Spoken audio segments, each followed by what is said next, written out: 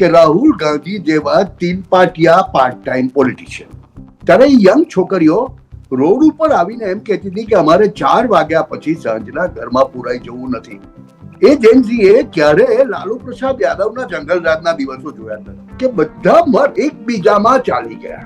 કોંગ્રેસને સનમ હમ તો ડૂબેંગે આપકો ભી લેકે ડૂબેંગે વાળી વાત કરી. નમસ્કાર, હું છું વિક્રમ વકીલ અને તમે જોઈ રહ્યા છો હોટલાઇન ન્યૂઝ.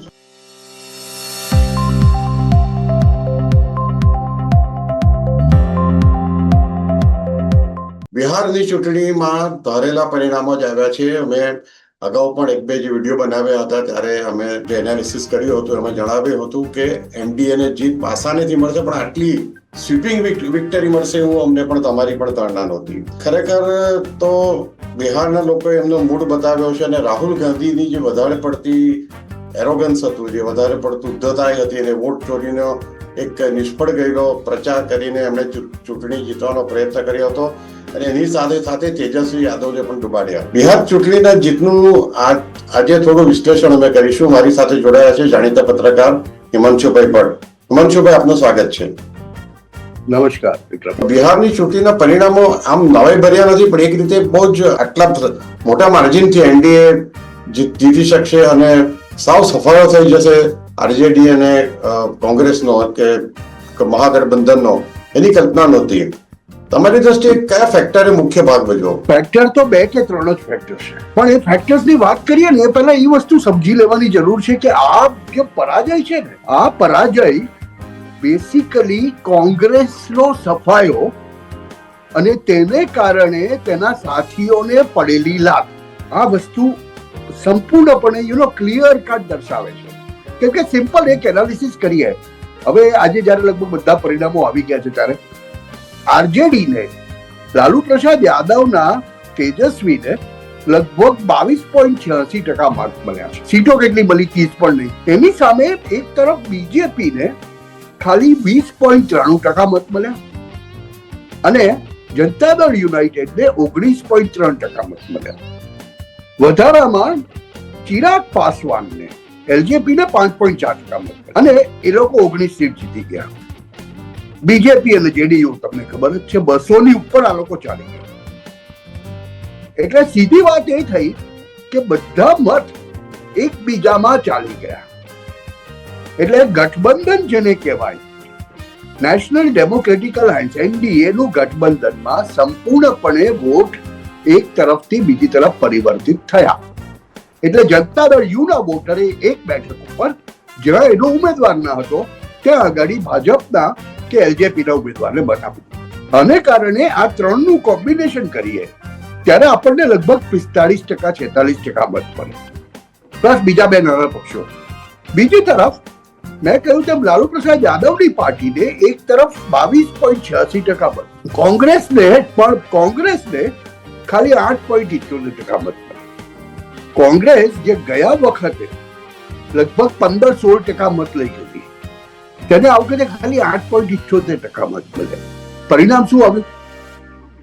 મોટા ભાગની જગ્યાઓએ જ્યાં કોંગ્રેસ હતું 70 સીટ કોંગ્રેસ લડેલી, એને તો ખાલી 5 કે 6 મળી. પણ લાલુ પ્રસાદ યાદવની પાર્ટીને પણ, એટલે તેજસ્વીની પાર્ટીને પણ કોંગ્રેસે જ્યાં હતા તે હરાવ્યા. કારણ કે કોંગ્રેસના વોટરે આરજેડી ને મત નથી આપ્યા. આંકડા જોઈએ તો આપણને તો આ જ દેખાય છે. એટલે કહેવાનો અર્થ એ કે કોંગ્રેસને સનમ હમ તો ડૂબેંગે આપકો ભી લેકે ડૂબેંગે વાળી વાત કરી. હવે આની પાછળનું મુખ્ય કારણ છે. મુખ્ય કારણ એ કે રાહુલ ગાંધી જેવા તીન પાટિયા પાર્ટ ટાઈમ પોલિટિશિયન જે કોલંબિયામાં બેસીને બિહારની સ્ટ્રેટેજી કરી. પરિણામ આવ્યું ત્યારે ગઈકાલે બી ક્યાં હતા? મસ્કતમાં, ઓમાનમાં બેઠેલા. એમને તો પડી જ નથી ચૂંટણીની. પણ આ બધાની વાત કરીએ, પોઝિટિવ વાત કરીએ, આ બધાને છોડી દઈએ, પોઝિટિવની વાત કરીએ તો બિહાર અને યુપીમાં એવું કહેવાય કે માય ફેક્ટર બહુ મોટું કામ કર્યું. માય વાય મુસ્લિમ અને યાદવ, અખિલેશ યાદવ, લાલુ પ્રસાદ યાદવ, તેજસ્વી યાદવ કે મુલાયમસિંહ યાદવ આની પર મુસ્તાદ રહેતા. બિહારની વાત કરીએ તો બિહારમાં એવું કહેવાય છે મુસ્લિમ અને યાદવ ફેક્ટરને તમે સાધી લીધું તો તમે 34% મતો તમારી તરફ કરી લો એવું કહેવાય. આ વખતે એવું કઈ થયું નથી. પણ આ વખતે બીજું બાય ફેક્ટર આવ્યું. જો હું આંકડા સાથે વાત કરું છું, બીજું બાય ફેક્ટર કયું આવ્યું ખબર છે? મહિલાઓ અને યુથ માટે. હા, જે ફેક્ટર. પણ એનડીએ આ વખતે યાદવ અને મુસ્લિમ મતદારોને આકર્ષવા માટે વધારે પ્રયત્ન નથી કર્યા. મુસ્લિમ અને મતદારો એમ પણ નહોતા કરતા, પણ યાદવોને પણ એ લોકોએ મહાગઠબંધન માટે છોડી દીધા અને બાકીના બધે એક તરફ કરે બાકીના મતદારો. એમ બાય ફેક્ટર આવી ના, એના પણ આંકડા છે મારી પાસે, તમને આપું. એમ બાય ફેક્ટર જુઓ. માય ફેક્ટર જે એનડીએ માટે, ભાજપ માટે અને જનતા દળ યુનાઇટેડ માટે કામ કર્યું, તે એમ બાય ફેક્ટર નો વાય એટલે યુથ, એમ એટલે મહિલા. આ કઈ રીતે ચાલે? તો આજથી 15 વર્ષ પહેલા જ્યારે નીતિશ કુમાર પહેલીવાર મુખ્યપ્રધાન બન્યા, ત્યારે તેમણે મહિલા શિક્ષણના નામે ત્યાંની યંગ છોકરીઓને, સ્કૂલમાં જતી બાળકીઓને બાઇસિકલ આપી હતી, સાયકલો આપી હતી. એમણે 15 વર્ષ સાયકલ ચલાવી અને આજે એ મહિલાઓ બની ગઈ, પુખ્ત મહિલાઓ બની. એ જે જનરેશન છે જેને જેન ઝી કહો છો તમે, એ જેન ઝી એ ક્યારે લાલુ પ્રસાદ યાદવના જંગલરાજના દિવસો જોયા નથી. હવે એ મહિલાઓના જયારે ઇન્ટરવ્યુ કરાયા ને ચૂંટણી સમયે, ત્યારે યંગ છોકરીઓ રોડ ઉપર આવીને એમ કહેતી હતી કે અમારે 4 વાગ્યા પછી સાંજના ઘરમાં પુરાઈ જવું નથી.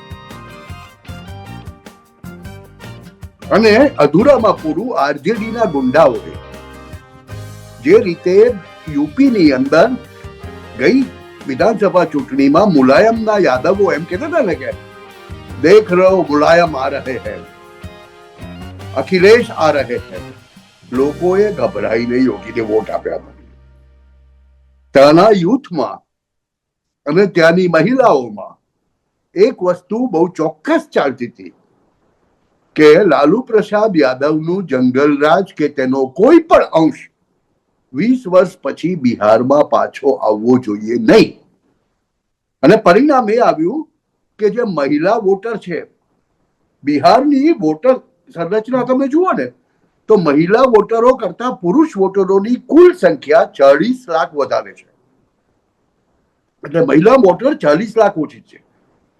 પણ જયારે વોટિંગ થયું ને ઐતિહાસિક, એ ઐતિહાસિક વોટિંગમાં મહિલા મતદારોએ મતદાનના બધા રેકોર્ડ તોડી નાખ્યા. મહિલા મતદારોએ એ 40 લાખ વોટ તો કવર કર્યા, પણ સાથે સાથે 4 લાખ વધારાના બોનસમાં આપ્યા. એટલે 44 લાખ વોટ મહિલા વોટરોના વધારે પડ્યા છે બિહારની આ ચૂંટણીમાં. અને જે પરિણામ આવ્યું, જે સુનામી આવી, જે લેન્ડસ્લાઇડ આવી, તેનાથી એ વાત સાબિત થઈ જાય છે કે આ બધા વોટ મહિલાઓએ નિજી સુરક્ષા, વિકાસ માટે જઈને તેજસ્વી ને નહીં આપીને, ચોખ્ખા શબ્દોમાં એમણે કીધું છે બધું ચાલશે, તેજસ્વી નહીં ચાલે. એટલે એમણે નીતિશ કુમારને આપ્યા છે અને નરેન્દ્રભાઈ મોદીને આપ્યા છે. હવે વાત એ આવે કે નીતિશ કુમાર કેમ? 2 ફેક્ટર કામ કરે છે વિક્રમભાઈ. એક છે ટીના ફેક્ટર, કેમ કે સીધી સરખામણી થઈ નીતિશ કુમારની અને તેજસ્વી યાદવની. તેજસ્વી યાદવની લીગસી કઈ તો કે લાલુ પ્રસાદ યાદવ વાળી ચારાકાંડની, જોબ ફોર લેન્ડ વાળી, ગુંડારાજની. નીતિશ કુમારની લીગસી શું? તો કે મહિલાઓને સુરક્ષા, કાયદો અને વ્યવસ્થાની સ્થિતિ બરાબર રાખવી, વ્યક્તિગત રીતે ભ્રષ્ટાચાર નહીં. અને સૌથી મોટી વાત ત્યાં બિહારમાં જે કામ કરી ગઈ, તે મારા હિસાબે જે હું સમજુ છું, આ વાત અત્યારે નીતિશ કુમાર પણ કહી ચુક્યા છે. ભલે એમણે જિંદગીમાં 15 વાર પાટલી બદલી હશે, પણ હવે આ છેલ્લી ઉંમરે જ્યારે આ તેમની અંતિમ રાજકીય સફર છે, એમના માટે આ છેલ્લી ટર્મ છે બિહારના મુખ્યપ્રધાન. તો એ વખતે એ લોકો, આપણે જેને ગુજરાતીમાં કહેવત છે ને, ધોળામાં ધૂળ પડી, એવી રીતે ધોળામાં ધૂળ નથી પાડવામાં. એટલે નીતિશ કુમારની લાસ્ટ છોરને અને બિહારની પ્રજાએ એને સલામી આપી અને નીતિશ કુમારને સીટો આપી છે. તમે જો નવાઈ લાગશે, ક્યાં 43 સીટ અને ક્યાં 89 સીટ, આ બેની વચ્ચે બહુ મોટો ફરક છે સાહેબ. અને એ શક્ય કઈ રીતે બન્યું કે નીતિશ કુમારે પોતાના કાર્યકરોને અને પોતાના કરતા વધારે સંઘના કાર્યકરોને આપેલું વચન કે કોઈ પણ રીતે આ વખતે પાટલી નહીં બદલે. હિમાંશુભાઈ, બીજી એક બહુ અગત્યની વાત એ કરવાની છે કે તમે જો ઉત્તર પ્રદેશની જે વિધાનસભાની છેલ્લી ચૂંટણી હતી એમાં પણ અખિલેશ યાદવ અને રાહુલ ગાંધીની જોડી હતી. હવે લોકોને મતદારોને કોઈ પણ કારણસર રાહુલ ગાંધી જેની સાથે જોડાય છે એને માટે પણ અણગમો થઈ જાય છે. એ વખતે પણ જય વીરોની જોડી એમ કહેતી કે હવે ઉત્તર પ્રદેશમાં સત્તા પર આવી જશે કોંગ્રેસ અને સમાજવાદી પાર્ટી, મોટી વાતો ચાલી હતી. એ જ રીતે અહીંયા તેજસ્વી યાદવ અને રાહુલ ગાંધીએ ફરીથી રેલી કાઢી, યાત્રાઓ કરી, પણ મનમાં મતદારોને જે આપણે હિન્દી ફિલ્મ આવી હતી પ્રકાશ ઝાની જે મૂળ બિહારના હતા, એક તો અપહરણ અને બીજી આવી હતી ગંગાજળ, એમાં જે બિહારનું ચિત્રણ જે સત્ય કરવામાં આવ્યું હતું એ 20 વર્ષ પહેલાનું બિહાર પાછું લાવવા નહોતા માંગતા મતદારો.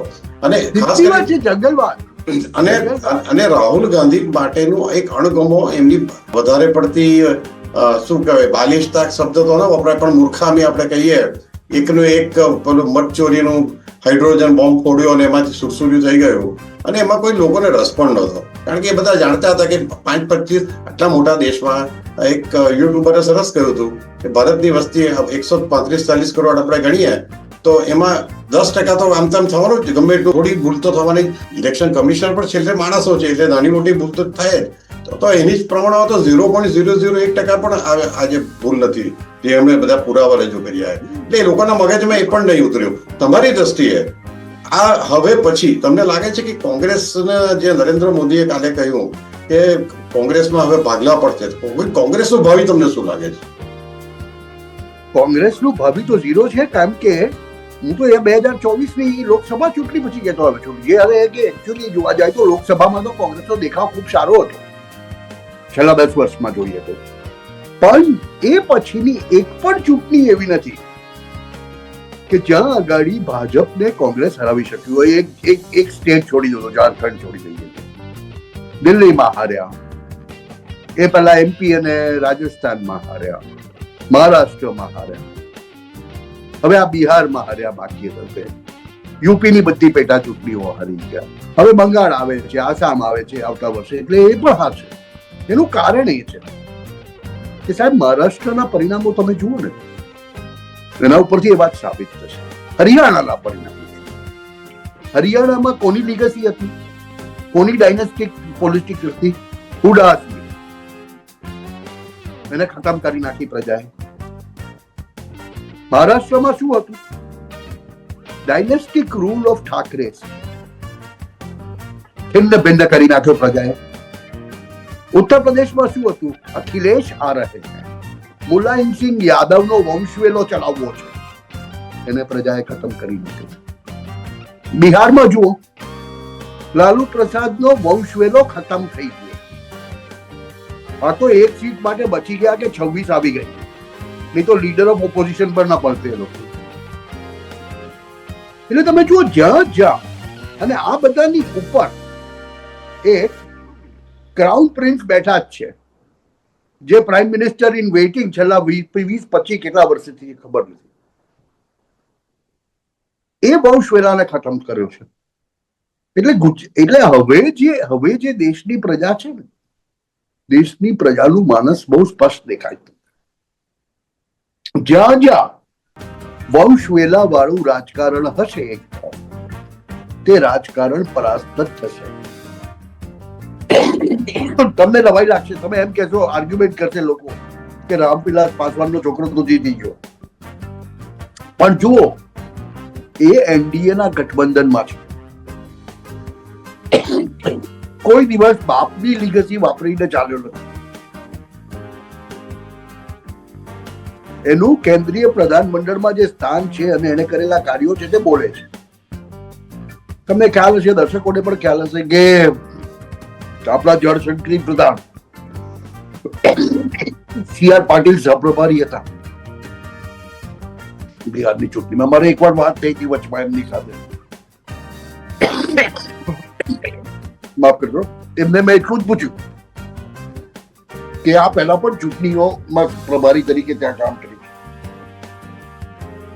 મેં પૂછેલું કે સી.આર.ભાઈ એવું તો નહીં જાય ને કે ગઈ ચૂંટણીમાં જે થયેલું એ આજથી 15 વર્ષ પહેલાની ચૂંટણીની વાત છે, એવું કઈ થાય? મને કે આ વખતે એવી કોઈ શક્યતાઓ નથી. એનું સૌથી મોટું કારણ શું હતું ખબર છે? મહારાષ્ટ્રની ચૂંટણી જેવી પતી કે તરત જ લગભગ 12,000 ટીમો, બરાબર સાંભળતો, 12,000 ટીમો, અને આ ઓથેન્ટિક બાબત છે, મેં તપાસ કરાવી કે લગભગ 12,000 ટીમો રાષ્ટ્રીય સ્વયંસેવક સંઘની બિહારના ચપ્પે ચપ્પામાં ફરી ચૂકી છે. હવે તે વખતે તો એ નક્કી પણ નહોતું કે કઈ ભાજપની સીટ અને કઈ જનતા દળની સીટ, પણ એક જનમાનસને બહુ સ્પષ્ટ રીતે એક સંદેશ અપાયો છે કે આ 3 વસ્તુ ક્યારેય સાખી નહીં રહેવી. અને તેમાંની પહેલી વસ્તુ તે કે ડાયનેસ્ટિક રૂલ, બીજી વસ્તુ મહિલા આત્મસન્માન, અને ત્રીજી વસ્તુ વિકાસની તકો. આ જે 3 વસ્તુઓ છેલ્લા 6 મહિનાથી બિહારના ગામે ગામ ચાલીને એને પરિણામે આજે બિહારમાં વસીને 30, 40, 50 વર્ષથી મારી તમારી જેમ પત્રકારત્વ કરતા લોકો ને નવાઈ લાગે છે અમુક સીટો ભાજપ કઈ રીતે જીતી ગયું, કે ચોક્કસ સીટો આજે જનતા દળ યુનાઇટેડ કઈ રીતે જીતી ગયું, ત્યાં આરજેડી હારી જ નહીં શકે, પણ છતાં હારી છે. એ છે ને, આ એક આક્રોશ દર્શાવે છે, અને આ વસ્તુ હવે વધતી જશે. હિમાંશુભાઈ, એ તમારી વાત સાચી છે, પણ લોકોને યાદશક્તિ જે છે એ 20 વર્ષ પહેલા જે જંગલરાજ હતું, દિવસે અપહરણ થઈ જતા હતા, ગુંડાઓ ખુલ્લેઆમ ફરતા હતા, જે તેજસ્વી યાદવ, એક મેં વિડીયો જોયો, પોતાના મત વિસ્તારમાંથી બાઇક પર જાય છે, પાછળ બેઠેલા છે, એમણે નાક પર રૂમાલ રાખીને જવું પડે છે, એટલી હદે એમના મત વિસ્તારમાં પણ કોઈ ડેવલપમેન્ટ થયું નહોતું. અને બીજી વસ્તુ એ છે કે આપણે ગુજરાતની જ વાત કરીએ તો ગુજરાતમાં પણ કેમ લોકો પાછા ભાજપથી નારાજ હોય તો કોંગ્રેસને પાછી લાવતા ડરે છે? કારણ કે જે 25-30 વર્ષ પહેલાનું રાજુ રિસાલદાનો માફિયા રાજ, લતીફની ગુંડાગીરી, કે પોરબંદરમાં સરવણ મુંજાની ઓર્ગેનાઇઝ ગેંગ હતી, એ ભાજપે ફક્ત ગુજરાતમાં નહીં, ભાજપને જો આપણે પોઝિટિવ પાસું જોઈએ તો એમણે કોઈ બી એમના કોઈ પણ સ્ટેટમાં, ઉત્તર પ્રદેશમાં આપણે જે ઓર્ગેનાઇઝ બધી ગેંગ્સ હતી એને યોગ્ય ખતમ કરી નાખી. એટલે લોકોને લો એન્ડ ઓર્ડર પરિસ્થિતિમાં સૌથી વધુ બીજા કોઈ પણ ફેક્ટર કરતા એ વધારે ફેક્ટર અગત્યનું છે, જે બિહારમાં નીતિશ કુમારના રાજ્યમાં થયું છે. એ પોઝિટિવ વાત થઈ છે.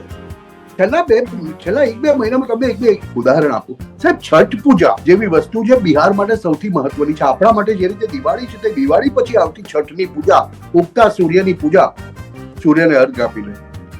હવે એને તમે કોંગ્રેસના પ્લેટફોર્મ પરથી ક્રિટિસાઇઝ કર્યું. આરજેડીના પેલા ખેસારીલાલ યાદવ કરીને પેલા ભોજપુરી સ્ટાર, તેને આ બધું કર્યું, રામ મંદિરને ક્રિટિસાઇઝ કર્યું. લોકો કઈ રીતે સાકી દેશે સાહેબ? કેમ કે જ્યારે આ બધા રાજકારણીઓ અને આ બધા અહંકારી લોકોને રોજ બોલવાનો મોકો મળે છે, પ્રજાને તો એક જ વાર મોકો મળે છે, 5 વર્ષે એકવાર, અને તે આ વખતે પ્રજાએ બહુ સ્પષ્ટપણે દેખાયો છે. જો તમે જોજો વિક્રમભાઈ, જે ફેક્ટરો જોઈએ છે, કાલે વાત કરતા હતા અમે નેશનલ ચેનલ ઉપર, ત્યારે મુખ્તાર અબ્બાસ નકવી આવ્યા હતા. હવે મુખ્તાર અબ્બાસ નકવીએ શું કહ્યું ખબર કે રાજકારણમાં હોઈએ તો અમે તો બિહારથી ભાઈ આવીને મોટા થયા અને બિહારમાં રાજકારણ કર્યું, એટલે અમને તો એ સમજ પડે છે કે બિહારી વોટર બહુ સ્માર્ટ વોટર છે. તેના મગજમાં જીતની જલેબી બી હોય, હારનો હલવો બી હોય. હવે એને હિન્દીમાં આ વાત કરી પણ બહુ સ્પષ્ટ કરી, જીતની જલેબી અને હારનો હલવો. એટલે મેં તરત એમાં ઉમેરીને કીધું એમને કે સાહેબ, જ્યારે ફેક્ટરીમાં જલેબીઓ બનતી હોય ને, અને પછી તમે બીજા સ્ટેટમાં જઈને કહો કે હું તમને ફેક્ટરીમાં બનેલી જલેબી ખવડાવીશ જો તમે વોટ ચોરીની વાત માનશો. હરિયાણાથી ચાલી આવે છે આ રાજકારણમાં. હરિયાણામાં રાહુલ ગાંધીએ કીધેલું કે જલેબીની ફેક્ટરીઓ લગાવીશું. કેવી ફેક્ટરીઓ લાગી ખબર પડી. એ સિલસિલો ચાલુ રાખીને એમણે મહારાષ્ટ્રમાં ટ્રાય કર્યો. એમના લીધે ઠાકરે સાફ થઈ ગયા, શિવસેના સાફ થઈ ગઈ. જે શિવસેના બચી હતી તે આ બાજુ આવી ગઈ. બિહારની અંદર એને તેજસ્વી એમાં જો આપણે પેલા એક રાજાની વાર્તા સાંભળી છે, મિડાસ ટચ, કે જેને અડધો સોનું બની જતું. રાહુલ ગાંધીના કેસમાં એવું છે કે જ્યાં જ્યાં બળે છે કથિર બની જાય છે, જેને અડે છે તે. એટલે આપણે એમ કહી શકીએ રિવર્સ મિડાસ ટચ છે એનો. એટલે રાહુલ ગાંધી સાથે કોઈ પણ જોડાશે એ રાજકીય પક્ષ, એટલે આ બાબતે કેજરીવાલ સ્માર્ટ છે. ભલે આ ચૂંટણીમાં એની બધી ડિપોઝિટ જપ્ત થઈ, પણ એને કશે પણ હવે કોંગ્રેસ સાથે ગઠબંધન નહીં કરવાનું નક્કી કર્યું છે. ભલે રાજકીય રીતે ટેમ્પરરી એને નુકસાન ભોગવવું પડે, પણ આ તો આરજેડી ને પણ હવે ખ્યાલ આવ્યો હશે, જે અખિલેશ યાદવને પણ ખ્યાલ આવી ગયો હતો.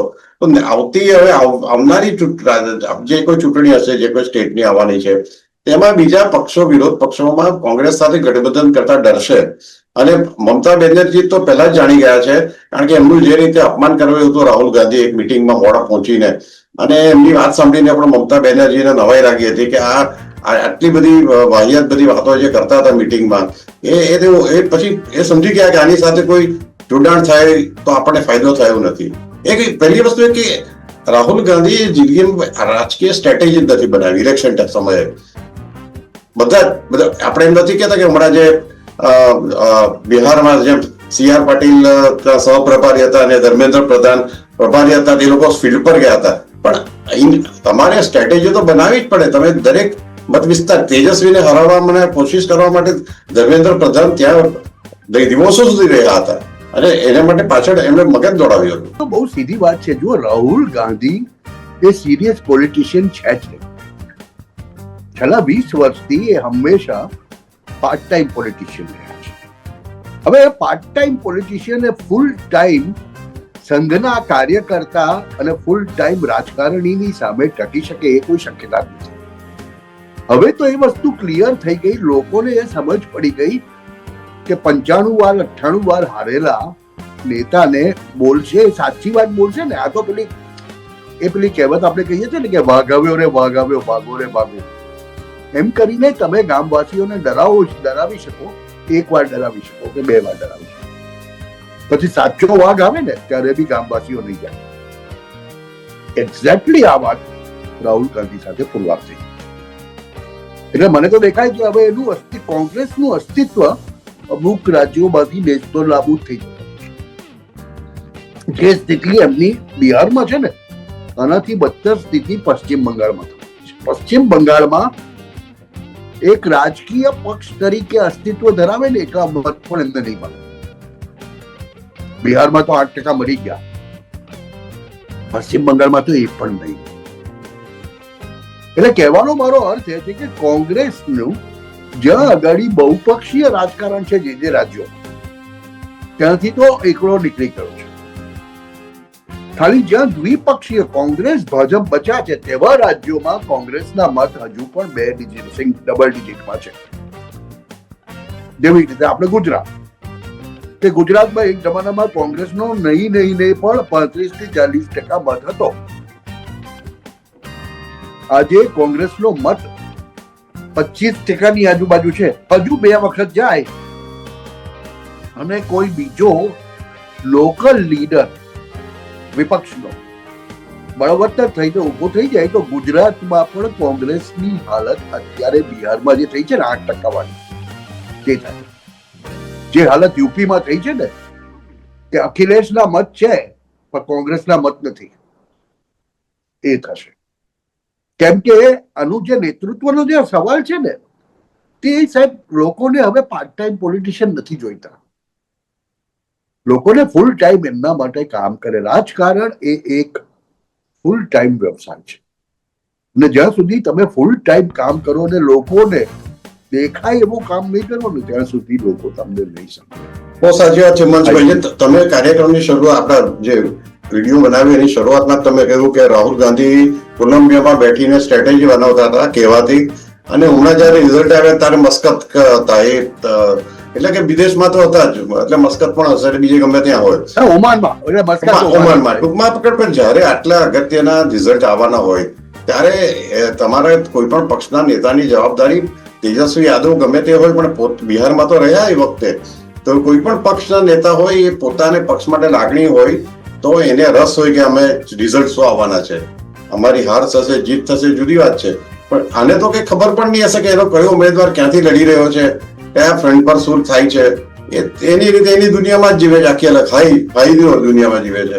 એટલે કોંગ્રેસમાં પણ જે મોદીએ કહ્યું, નરેન્દ્રભાઈએ કહ્યું કે 2 ભાગલા પડશે, એ મને ભવિષ્યવાણી એમની સાચી પડશે એવું લાગી રહ્યું છે. હિમાંશુભાઈ, આમાં છે ને એક જે ધડો છે ને કોંગ્રેસનો ધડો કે જે શશી થરૂરની સાથે ચાલે છે, એ વિચારસરણી વાળો ધડો છે કે જે વિકાસની પરિભાષા સમજે છે. એ ફેશિયલ્સ તમને દેખાવા માંડશે, કેમ કે આવતા વર્ષે 2026માં કેરળ અને તામિલનાડુની ચૂંટણીઓ પણ આવે છે. સાહેબ, એ ધ્યાન રાખજો બરાબર.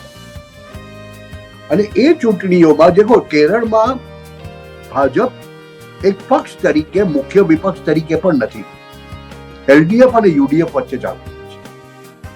આવી સ્થિતિની અંદર કોંગ્રેસના ભાગલા તેમના માટે કેરળ ગુમાવવા જેવી વાત ઊભી કરી દે એ મોટી શક્યતાઓ છે, કેમ કે બંગાળમાં એમનો કોઈ ગજો ગાવાનું નથી અને આસામમાં એ લોકો સાફ થઈ જશે, કેમ કે હેમંતો બિશ્વ શર્માની રાજનીતિ અને ત્યાં સરનો પ્રભાવ.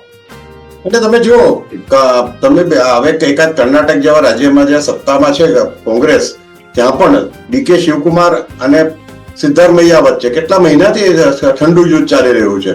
ગમે ત્યારે આ કોંગ્રેસના ભાજપના જે સ્ટ્રેટેજી મેકર્સ છે એ ડીકે શિવકુમારને ગમે ત્યારે વિકેટ પાડી દેવું છે, આપણી ભાષામાં કહીએ તો. એટલે કર્ણાટકમાં બી લાંબો સમય સુધી કોંગ્રેસ સત્તા પર રહેશે એ વિશ્વાસથી કોઈ કહી શકે એમ નથી. અને હિમાંશુભાઈ, એક છેલ્લી વાત કરી દઉં કે મને એમ લાગે છે કે જે વાત સંભળાય છે કે ભાઈ કોંગ્રેસની જે સાચા વફાદાર જે નેતાઓ છે, જયારે કોઈ સમસ્યા લઈને જાય છે, સોનિયા ગાંધી, રાહુલ ગાંધી તો મળતા જ નથી. સોનિયા ગાંધી એમને ઉદ્ધતાઈથી જવાબ આપે છે કે રાહુલ જાણે, રાહુલ કો બિલ્લો, અને રાહુલ કોઈને મળવા તૈયાર નથી થતા. એટલે આખું ભગવાન ભરોસે જ છે. એટલે એક જણે તેમ કીધું કે હવે આ કોંગ્રેસ નથી, કોંગ્રેસ રાહુલ કોંગ્રેસ બની ગઈ છે, કોંગ્રેસ આર. એટલે જોઈએ હવે શું થાય છે. અને હિમાંશુભાઈ, તમે આજે જોડાયા અમારી સાથે અને બહુ સરસ બિહાર ચૂંટણીના વિશ્લેષણ કરી વાત કરી, એ માટે આપનો ખૂબ ખૂબ આભાર. આવા પ્રકારના વિડીયો તમને જોવા ગમતા હોય તો હોટલાઇન ન્યૂઝ ચેનલને લાઇક, શેર અને સબસ્ક્રાઇબ કરો.